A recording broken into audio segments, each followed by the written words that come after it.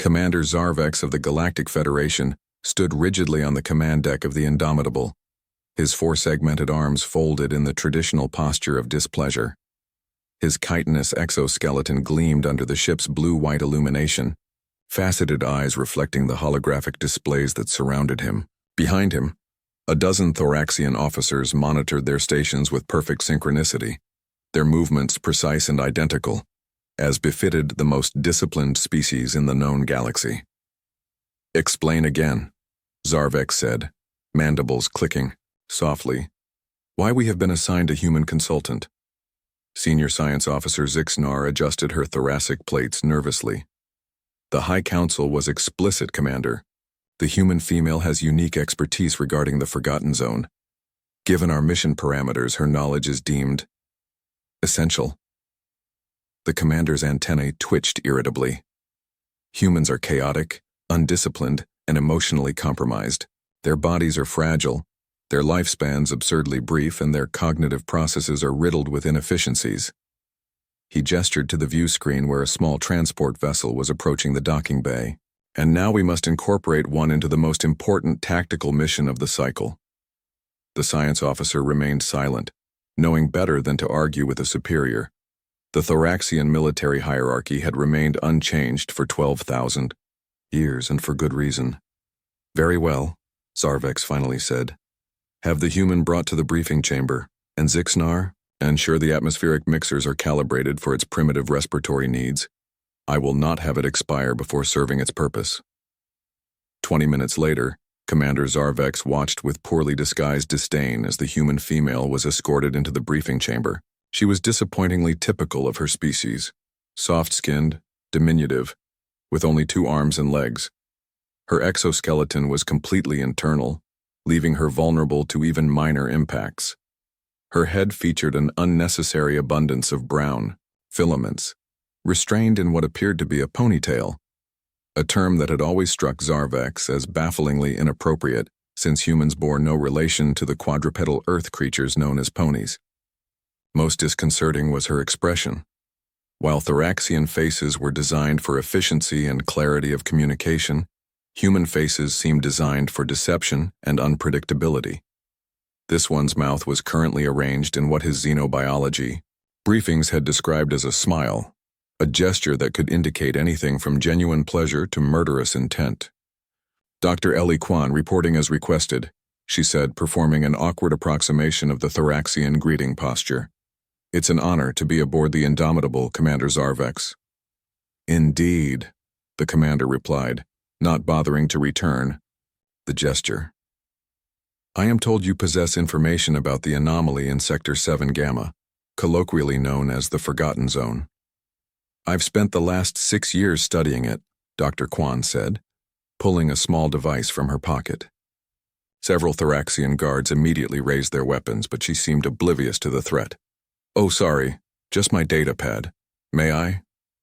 Xar'Vex waved a dismissive claw, and the guards lowered their weapons as Dr. Kwan activated her device, projecting a holographic map of the sector in question. "The Forgotten Zone isn't just an anomaly," she explained, manipulating the projection with surprising dexterity for a species with only 5 digits per hand. "It's a region of space where the laws of physics are selectively permeable. My team discovered that specific radiation patterns can create temporary pathways through the zone." "This information is already in our database," Xar'Vex interrupted. "The Federation has been aware of these radiation signatures for 3 cycles. Dr. Kwan's smile didn't falter.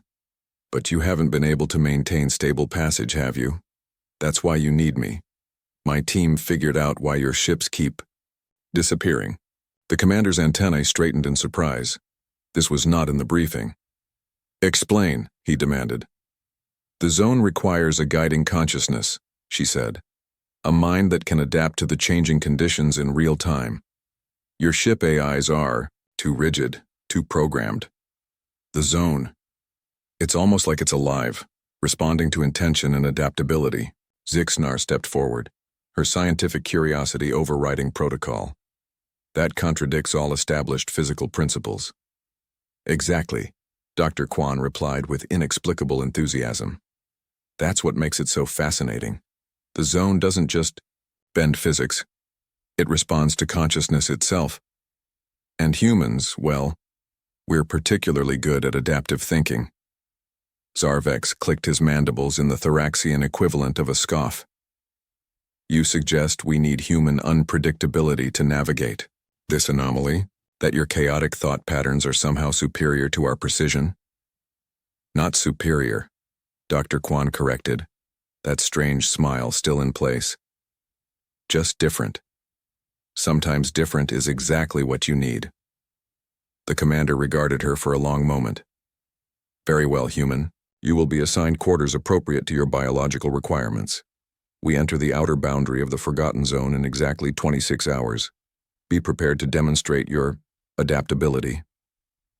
As the human was escorted out, Xar'Vex approached her commander. Do you believe her claims, sir? Irrelevant, Xar'Vex replied. The High Council has mandated her inclusion. We will utilize her knowledge, but make no mistake. I will not allow a human to endanger this mission or this vessel. Of course, Commander. And Xar'Vex? Have security monitor her continuously. Humans are known for their creativity, particularly when it comes to creating problems. Dr. Ellie Kwan sat cross-legged on her assigned berth, scrolling through data on her pad while absent-mindedly chewing on a protein bar. Her quarters were Spartan by human standards, but luxurious for a Thoraxian vessel. The insectoid species viewed personal space as inefficient. The room was exactly 3 by 4 meters, with a sleeping platform, sanitation unit, and small workspace.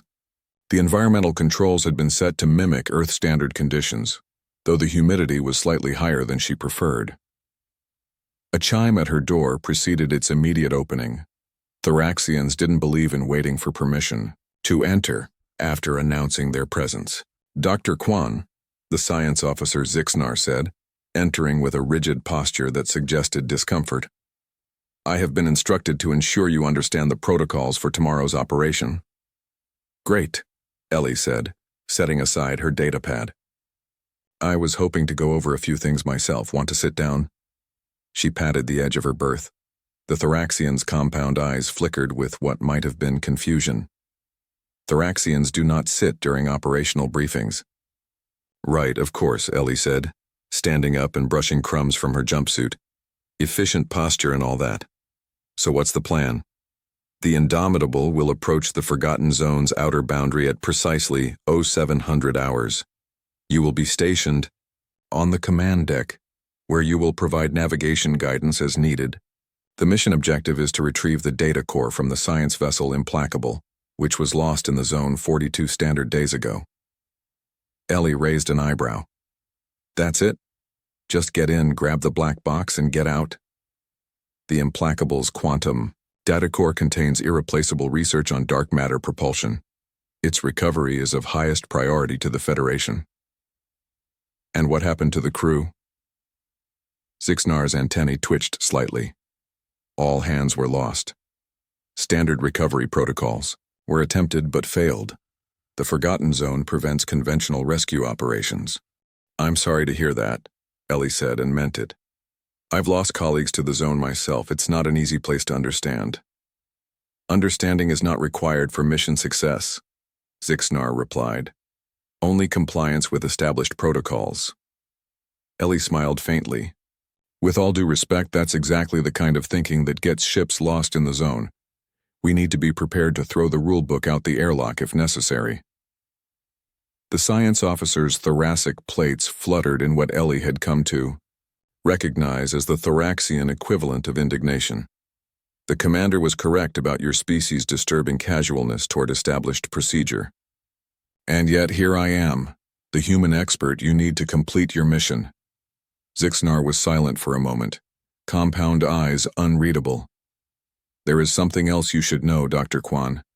The Implacable was testing a new weapon system when it disappeared. The recovery of this technology is the true purpose of our mission. Ellie's expression grew serious. What kind of weapon? That information is classified, Xar'Vex said.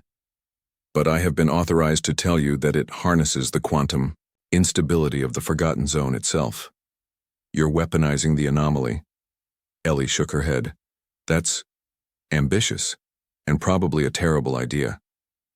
Your opinion on Federation military strategy is neither required nor welcome, Xixnar said.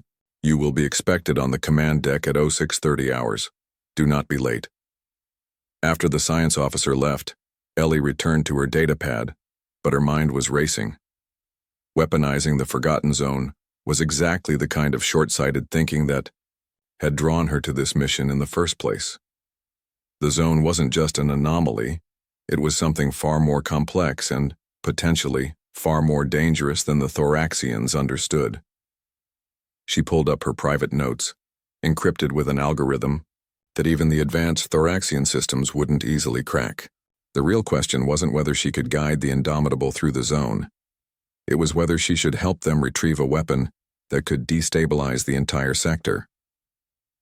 The command deck of the Indomitable hummed with activity as Ellie stepped through the massive doorway the next morning. Thoraxian officers moved with perfect coordination, their carapaces gleaming under the cool blue lighting. Commander Xar'Vex stood at the central platform, his forearms manipulating holographic controls with practiced precision. The human arrives, he announced without turning. 2 minutes and 43 seconds ahead of schedule. Unexpected. I'm full of surprises, Ellie replied, approaching the command platform. Besides, I figured punctuality might win me a few points with Thoraxian sensibilities. Your attempt to conform to our standards is noted, if unnecessary, the commander said, finally turning to face her. Your station is there. He pointed to a small console next to the navigation officer. You will observe and advise only when instructed. Ellie took her position, noting that the console had been hastily modified for human ergonomics. Have you ever traversed the outer boundary of the zone before, Commander? 3 previous attempts, all unsuccessful. Then you know it begins, with light distortions, colors shifting, sensors giving contradictory readings. The commander's mandibles clicked. We are not ignorant of the zone's effects, human. We have lost 17 vessels to its anomalies. 17. Ellie couldn't hide her surprise. That wasn't in any of the reports I received. The Federation does not broadcast its failures, Xar'Vex said coldly.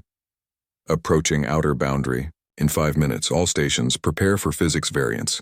The massive view screen showed what appeared to be normal space, stars glittering against the black void. But Ellie knew better. The Forgotten Zone didn't announce itself with dramatic visual effects. Its boundaries were subtle, insidious. Reality didn't so much break as gradually bend until you suddenly realized you were somewhere else entirely. Commander, she said, I recommend reducing power to your primary systems by 30% before we cross the boundary. Xar'Vex's head swiveled toward her, compound eyes flashing. Reducing power would leave us vulnerable. The zone feeds on energy, Ellie explained. The more power you push through your systems, the more the zone will distort them. Think of it like walking into a strong current. You don't charge in at full speed. The commander stared at her for a long moment, mandibles working silently as if chewing on her words. Finally, he turned to his first officer. Reduce primary systems to 70% power. Yes, Commander. The lights dimmed slightly as the ship's massive engines throttled back. The hum of the power systems dropped in pitch, creating an unsettling silence on the command deck. Outer boundary in 30 seconds, the navigation officer announced. Watch for the shimmer, Ellie said, leaning forward at her console. It'll start with the stars at the periphery of your vision. As if on cue, the stars at the edge of the view screen began to waver, their light stretching and compressing like reflections on water. Colors shifted, blues becoming greens, reds deepening to purple, then cycling back again. Sensor anomalies detected, reported a Thoraxian officer. Quantum fluctuations increasing by 22%, gravitational readings unstable. Maintain course and speed, Commander Xar'Vex ordered, his voice steady despite the increasingly bizarre readings. Ellie felt it before the instruments could detect it.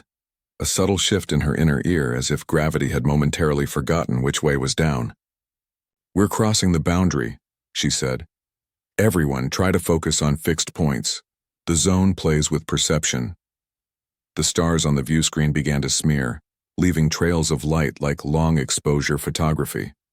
The ship's structural integrity field emitted a low groaning sound that seemed to echo from multiple directions at once. "This is normal," Ellie assured them, noting the growing tension among the Thoraxian crew. "The zone is testing us, seeing how we react." "The zone is not sentient," Xar'Vex stated flatly. "It is merely a region of space with unstable physical properties." "Maybe," Ellie said, "but it helps to think of it that way. The zone responds to intention and expectation. If you expect trouble, we will get trouble," the commander finished.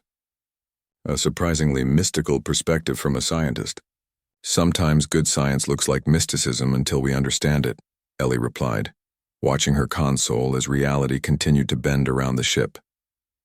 Arthur C. Clarke, human philosopher. Any sufficiently advanced technology is indistinguishable from magic. "We have successfully crossed the outer boundary," the navigation officer announced, entering the Forgotten Zone proper. The view screen now showed a space that only vaguely resembled normal reality. Stars pulsed and swirled in patterns that hurt the eyes to follow. Distant nebulae took on impossible colors, shifting between spectrums with dizzying speed. Space itself seemed to fold and unfold like origami in the hands of an unseen creator. "Begin scanning for the Implacable signature," Xar'Vex ordered. "Maintain reduced power to primary systems." Ellie studied her console, which was displaying a real-time analysis of the zone's fluctuations. "Commander, I'm detecting a pattern in the quantum variations.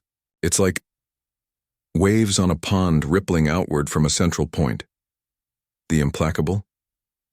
"Possibly. Or whatever happened to it." She manipulated her controls, highlighting a region of space that appeared empty on the view screen, but glowed with complex mathematical patterns on her display. "I recommend we head in this direction. Follow the ripples to their source."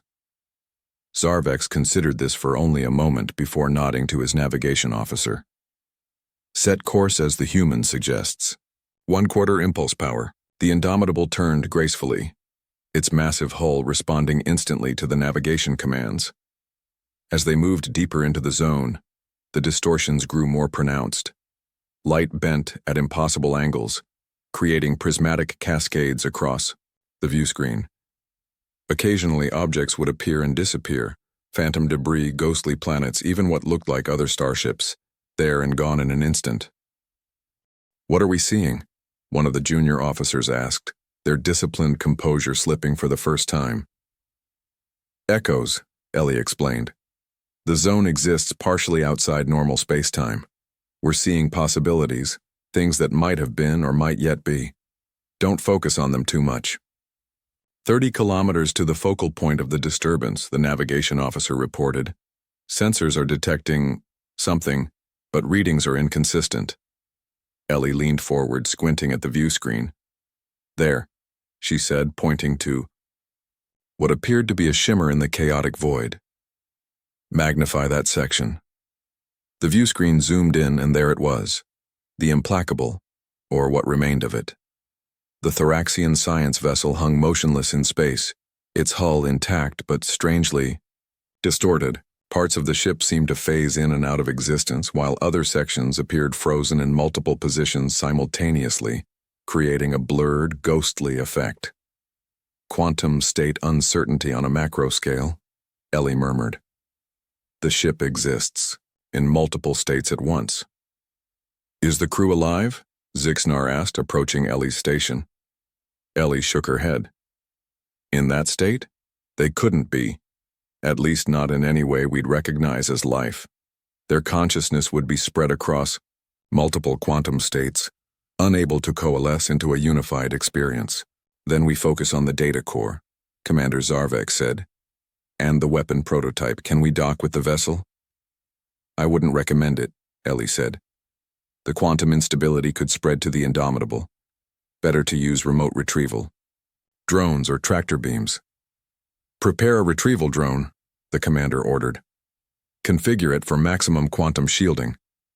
As the crew rushed to comply, Ellie continued studying the readings from the Implacable. Something wasn't right.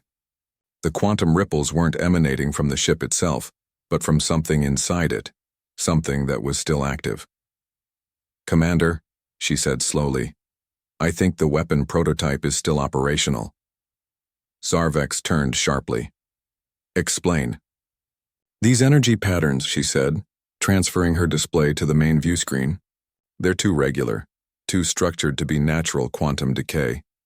Something is generating them, and given what we know about the Implacable's mission, the prototype has activated," Xixnar finished, her scientific mind quickly processing the implications, but without a crew to control it.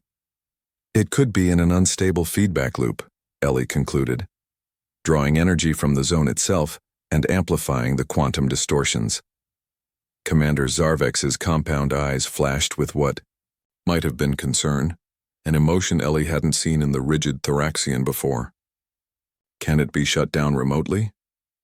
"Possibly," Ellie said, "but we'd need to know exactly how it works. What kind of weapon are we talking about? How does it interface with the zone?" The commander and science officer exchanged glances, a surprisingly human gesture for the insectoid aliens. "The prototype is a quantum phase disruptor," Xixnar finally said. "It was designed to create localized pockets of quantum uncertainty, rendering enemy ships and installations functionally non-existent." Ellie stared at them in disbelief. "You developed a weapon that erases things from reality, and then tested it in the one region of space where reality is already unstable? What could possibly go wrong?" "Your sarcasm is noted, Dr. Kwan," Xar'Vex said coldly, "but unhelpful in the current situation.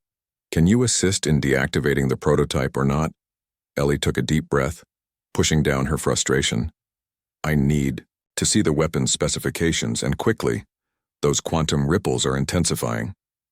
Xixnar transferred the classified files to Ellie's console. As she read through them, her expression grew increasingly troubled. "This design," she muttered. "It's not just tapping into quantum uncertainty. It's creating a self-sustaining feedback loop with the fundamental fabric of space-time." She looked up at the commander. "It's like you built a quantum black hole, but instead of consuming matter, it consumes probability itself." "Can it be deactivated?" Xar'Vex pressed. "Not remotely," Ellie said. "The system is designed to be isolated from external signals, a security measure to prevent enemy tampering. Someone will need to go aboard the Implacable and manually shut it down." The command deck fell silent. Even for the disciplined Thoraxians, the prospect of boarding a ship caught in quantum flux was sobering. "I'll go," Ellie said, standing up from her console. "Unacceptable," Xar'Vex replied immediately. "You are a civilian consultant not trained for hazardous operations." "I'm also the only one who properly understands the zone," Ellie countered. "Your Thoraxian minds are too structured. The zone will tear apart anyone who can't adapt to its contradictions. I've studied this phenomenon for years. I know how to think in quantum possibilities." "The human has a point, Commander," Xixnar interjected. "Our species' neural architecture is optimized for order and consistency. The zone's chaotic nature is particularly challenging for Thoraxian cognition." The commander's mandibles clicked rapidly, a sign of intense internal calculation. "You would risk your life to deactivate a weapon your kind wasn't even meant to know about?" "I'd risk my life to prevent that thing from creating a runaway quantum cascade that could consume this entire sector," Ellie corrected.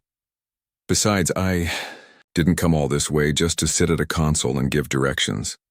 After a moment's hesitation, Xar'Vex nodded. "Very well, but you will not go alone. I will accompany you." "Commander," Xixnar protested, "protocol explicitly forbids." "I am aware of protocol, Science Officer," Xar'Vex interrupted, "but this mission is too important to delegate. Prepare an assault shuttle with quantum shielding. Dr. Kwan and I will board the Implacable and deactivate the prototype. You will assume command until our return." 20 minutes later, Ellie found herself sealed in a Thoraxian environmental suit standing in the shuttle bay beside Commander Xar'Vex. The assault shuttle was small but formidable, a sleek black craft with reinforced hull plating and advanced stealth systems. "The suits will provide limited protection against quantum flux," Xar'Vex explained as they boarded. "But time will Be critical. We locate the prototype, deactivate it, retrieve the data core, and withdraw immediately. Understood, Ellie said, settling into the co-pilot seat. The controls were designed for Thoraxian physiology, with interfaces for multiple limbs, but she could still monitor the readouts. Though I should warn you, time might not behave the way you expect once we're aboard the Implacable. The commander gave her a sidelong glance as he activated the shuttle's systems. Explain. Quantum uncertainty at that level affects temporal flow. Seconds might stretch into minutes or hours might pass in an instant. We'll need to stay focused on our objective, not on how long it seems to be taking. Thoraxians are not easily distracted, Xar'Vex assured her, guiding the shuttle out of the bay and into the swirling chaos of the Forgotten Zone. The short journey to the Implacable was disorienting. The zone's distortion seemed to intensify around the stricken vessel, creating a kaleidoscopic maelstrom of light and shadow. The shuttle's sensors struggled to maintain a lock on their target, which appeared to simultaneously exist in multiple locations, separated by mere meters. Aim for the central image, Ellie advised. The others are quantum echoes, possibilities, not actualities. Xar'Vex adjusted their course, his 4 hands moving with incredible precision across the controls. The docking port appears intact, he noted as they approached. Initiating magnetic coupling. The shuttle shuddered as it connected with the Implacable. Warning indicators flashed across the console. The quantum distortions were already affecting their systems. We need to move quickly, Ellie said, checking the seal on her helmet. The prototype is likely in the main research lab, Deck 3 according to the ship's schematics. Affirmative. Xar'Vex stood, his environmental suit making his already imposing figure even more massive. Stay behind me, human. The Implacable may contain hazards beyond quantum distortion. They cycled through the airlock and stepped onto the Implacable. Immediately, Ellie knew something was deeply wrong. The corridor before them seemed to stretch and contract with each step, the walls rippling like fabric in a breeze. Lights flickered, in patterns that hurt the eyes, creating strobing shadows that moved independently of any visible source. This is unexpected, Xar'Vex said, his voice tight with what might have been the Thoraxian equivalent of concern. The quantum distortions are affecting our perception, Ellie explained, fighting the vertigo that threatened to overwhelm her. Remember, the ship is still physically intact. It's reality itself that's uncertain here. They moved forward, carefully, each step requiring conscious effort as the floor seemed to shift beneath their feet. Occasionally they would glimpse shadowy figures in the distance, echoes of the crew perhaps caught in temporal loops or alternate quantum states. Do not focus on the apparitions, Xar'Vex warned. They are not real. They're real, Ellie corrected, just not in our current quantum state. They reached a junction where 3 corridors met at impossible angles, seeming to fold into each other like an Escher drawing. Xar'Vex consulted a holographic map projected from his suit's gauntlet. The research lab should be ahead, he said, though ahead had become a questionable concept in this twisted space. I can feel it, Ellie said, extending her hand into the distorted air. The prototype. It's creating ripples we can physically sense. Following her intuition, they chose a corridor that sometimes appeared to curve upward at a 90-degree angle, though their boots remained firmly attached to the floor. The quantum distortions grew more intense as they progressed, until they reached a sealed door marked with Thoraxian warning symbols. This is it, Xar'Vex confirmed. Stand back while I override the security protocols. As the commander worked on the door controls, Ellie studied their surroundings. The quantum ripples were emanating from behind the door in pulsating waves, each one slightly stronger than the last. Whatever the prototype was doing, it was building toward something. Commander, we need to hurry. I think the device is approaching some kind of critical threshold. Xar'Vex's mandibles clicked in acknowledgement as the door finally slid open, revealing the research lab beyond. The space within defied conventional geometry. Equipment floated in mid-air, frozen in multiple positions simultaneously. In the center of the room hovered what could only be the prototype, a spherical device about the size of a basketball, composed of interlocking rings that rotated in different directions at once, surrounding a core of pulsating energy that seemed to exist partly in this reality and partly somewhere else. Fascinating, Ellie breathed, momentarily forgetting the danger. It's creating a controlled quantum singularity. Focus, human, Xar'Vex said sharply. How do we deactivate it?